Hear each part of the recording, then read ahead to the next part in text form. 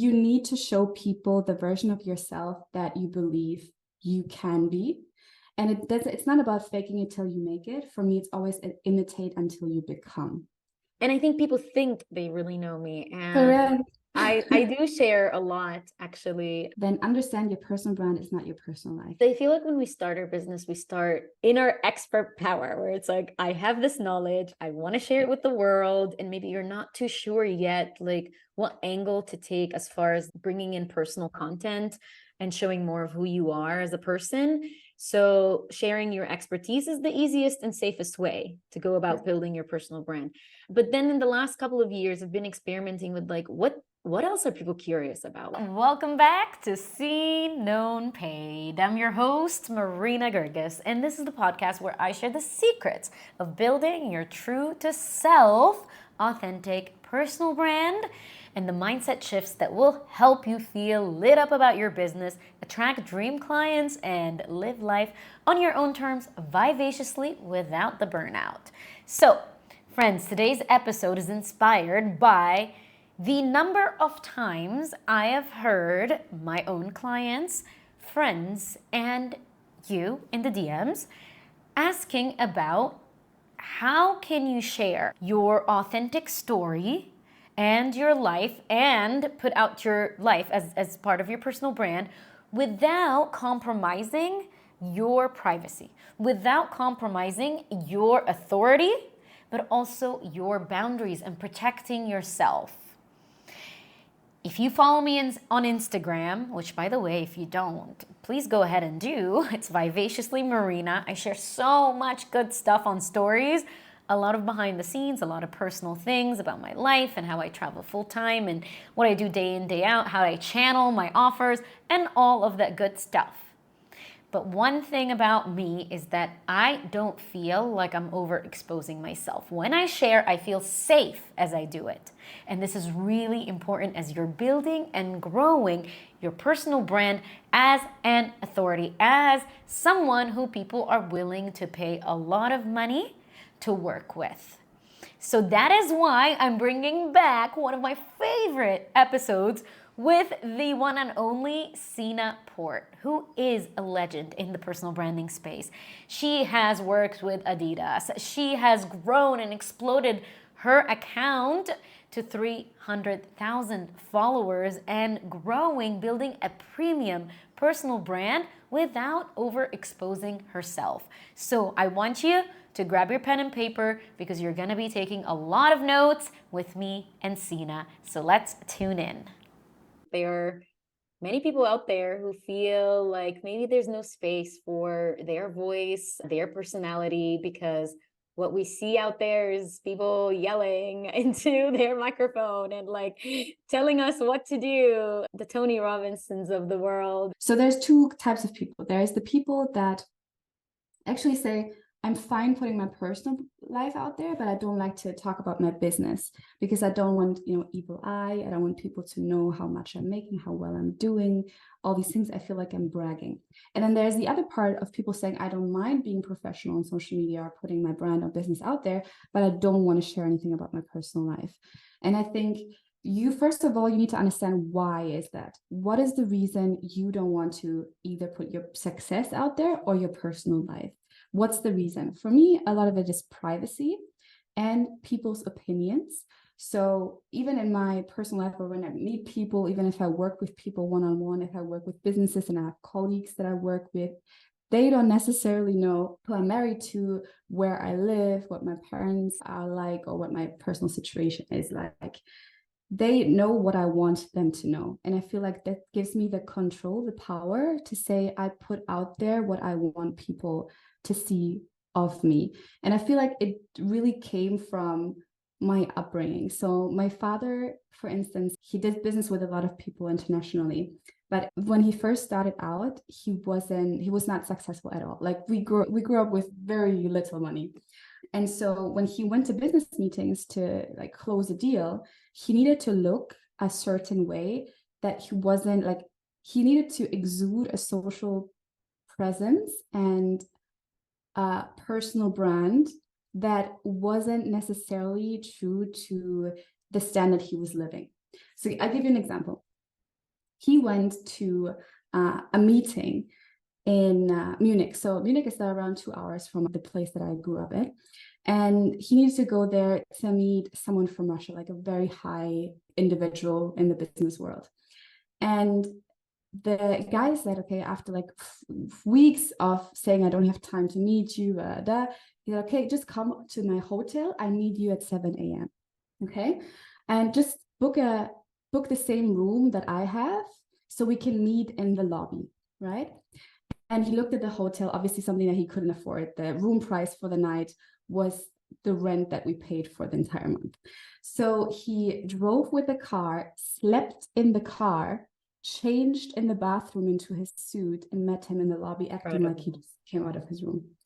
And so for me, it was always, and he closed the deal. For me, it was always like, you need to show people the version of yourself that you believe you can be. And it's not about faking it till you make it. For me, it's always imitate until you become. Not another person, but the next version of yourself. So you imitate the higher version of yourself, the version that you believe that you are going to be, and you imitate that person. But for me, also what I learned from this is you don't need to tell people your personal situation, especially in a professional setting. Yeah. So for me, it's always, if you want to portray a professional image in your personal brand, then understand your personal brand is not your personal life. You don't need to put all of it out there. You can show yourself imitating the next version of yourself. If you do want to share your personal life, maybe think about sharing it in a more creative way where you don't feel like you're exposing it just to the world. For instance, like day in the life, and you see me do everything and like there's literally no privacy in my entire day. But maybe I share it in a storytelling format. Like, this is what happened. Choose 3 to 5 stories in your life that you're comfortable sharing that have a personal angle, but leave out the other 365,000 stories you have in your life, right? Like, you can choose really, and this is the beauty of personal branding. I feel like you have the power to choose how much you share. Yeah, and I feel like also in my world too, because I get this a lot from people. People say they really know me from my personal brand. Yes. And I think people think they really know me. And correct. I do share a lot, actually. So I'm an example of someone who shares a lot in their personal brand about their personal life. But the thing is, people only know what I want them to know. And this is actually something my father, also talking about fathers, you know, he's always told me that I'm very secretive. And, you know, he's like, Marina, we never know anything about you. You only tell us what you want us to know. And I was like, that's right, Dad. You know, it's something that, you know, I've always been, but it's not like in a sneaky way. It's more because I want to protect parts of my life for myself. And also another thing is people want to share things way too early, way before it's processed. You know, like let's say something traumatic happened in your life and you feel like this has really changed your life and it is changing your life. You don't need to jump right away and share about this experience. It can actually, and I actually encourage people to share some parts of their life that have shaped who they are and changed their whole trajectory. But if you haven't processed that and you're sharing it online, that's actually causing a lot more harm to the person, to other people, and you still don't understand how this situation has actually created change in your life to the point where you can share it as a story, as your personal brand story. Yeah, there's a purpose. Like, you have to understand the purpose behind sharing something. You always hear in a personal brand, just share value. And it is true, but it doesn't mean to just go on camera and say, here are the 3 ways to, you know, improve your finances. It's also about telling a story and what kind of value can that story bring. Is that it's inspirational? Is it something that people can connect to? With, in your case, for instance, people can connect to because they've went through the same thing. And so what you're saying is really something that I always tell women that I talk to, my clients, people that I coach. You need to know, when you share something, what's the value you share? I like to always share something after I went through it because I know what I learned from it and I can share it. Some people are as, you know, introspective as you, where you're going through the thing and you can share something in the process, but you're also sharing it with value. Like, there's truth behind it. There's a way of, you know, going against injustice that you are highlighting in that content. That's the value you give to people. It's also knowing that there's something better out there. Like if you've been living in America your whole life, you know that there's something better out there. Maybe you try going somewhere else, like experiencing other places to find healthcare that you actually deserve, right? So there's always like, what is the value that you bring?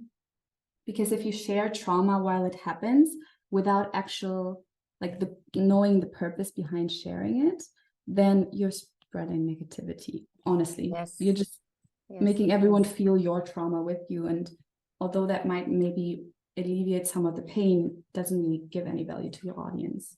I think we can also say that people need to know, like you mentioned, the purpose behind what they're sharing. Like, just what does their personal brand stand for? What kind of cause do they believe in? So that way it feels like when they're sharing, they are sharing something within their brand realm, you know, like it's not just completely out of nowhere, and it feels like extreme exposure. And there are places where you could do this, like if you want to. I've been testing some things like this in my close friends list, you know, so I have close friends list that people opt into, so I don't just add people there. That's also something that's important. And yeah, if you want more behind the scenes, because some people do ask me, since I'm a full-time traveler, like different things I do and dating, for example, and I just don't want to put that on my regular story. So, okay, if you want that kind of content, if you want to see where I buy my clothes when I'm traveling, or the people I meet, or where do I find people to date, you can get on my close friends list. And then you get that kind of information. You get to ask that.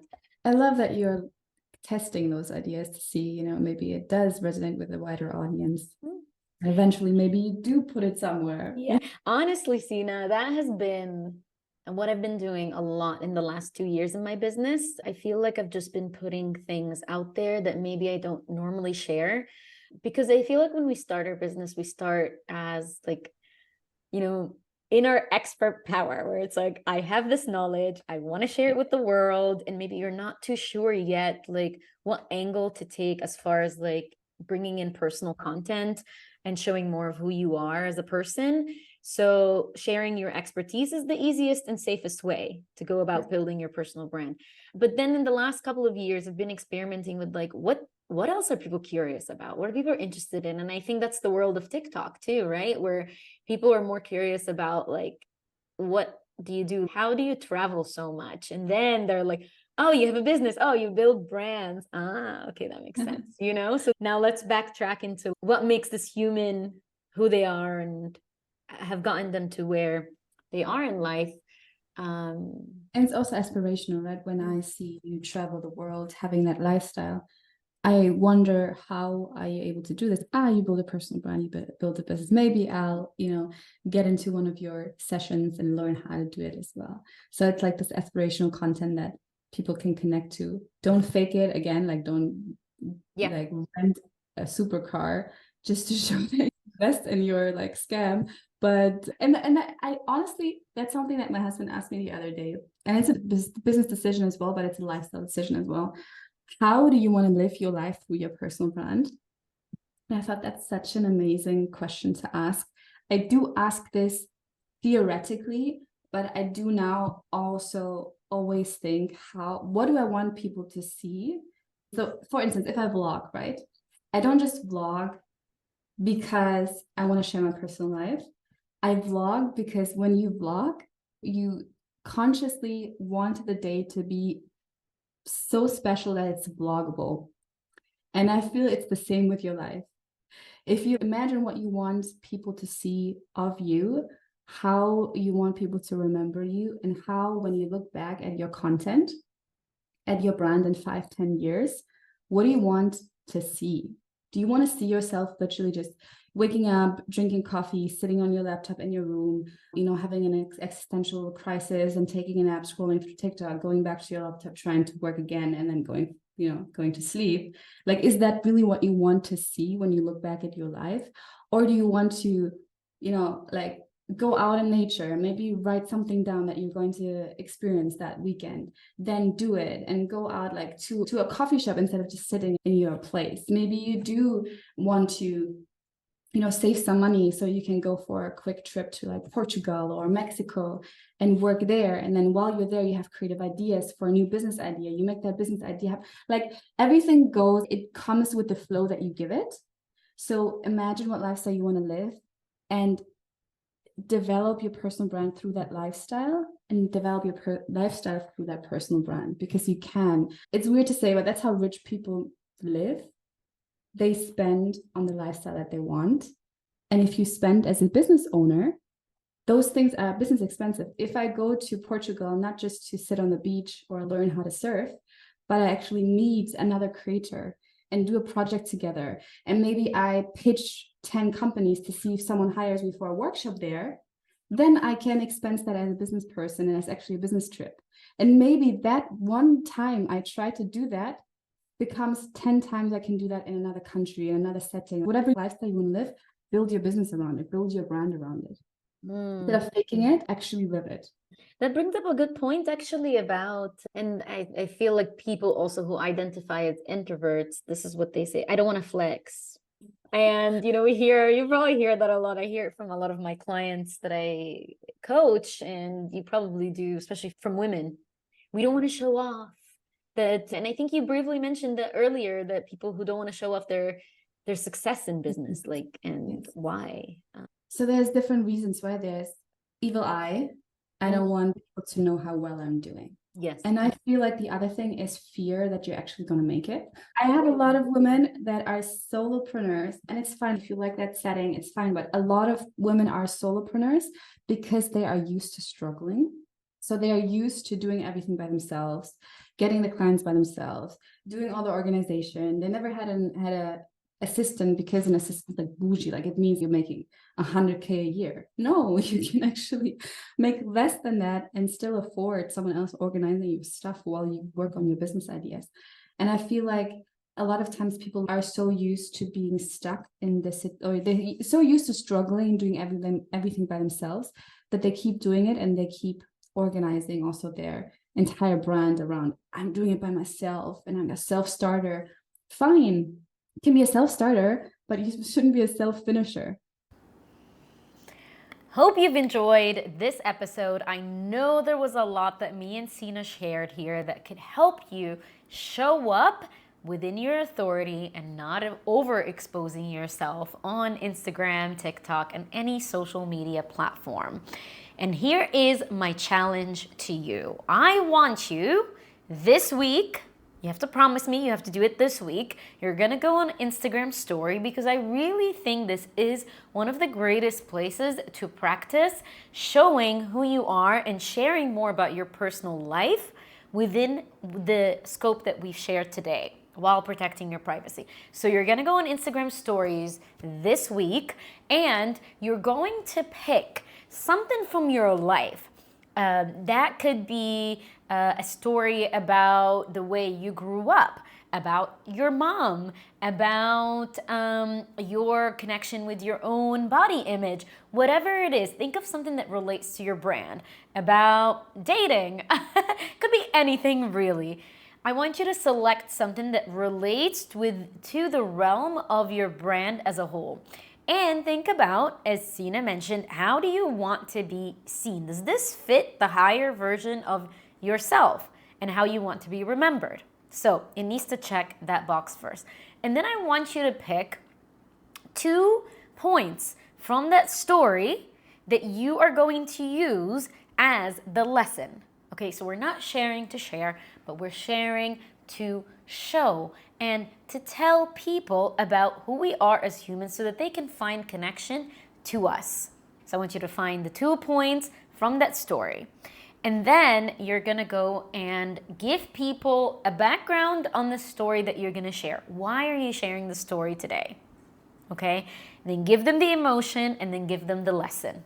So this should be about maybe 10 slides max. I want you to use videos and photos. And please, when you do this challenge, I'm not saying if, because you are going to do it, this is how you practice, please tag me at vivaciouslymarina, and you can tag the podcast at seen.known.paid. Love to see what you create, and I would love to give you feedback if you create it. So please tag me, and until next time, stay vivacious. Bye!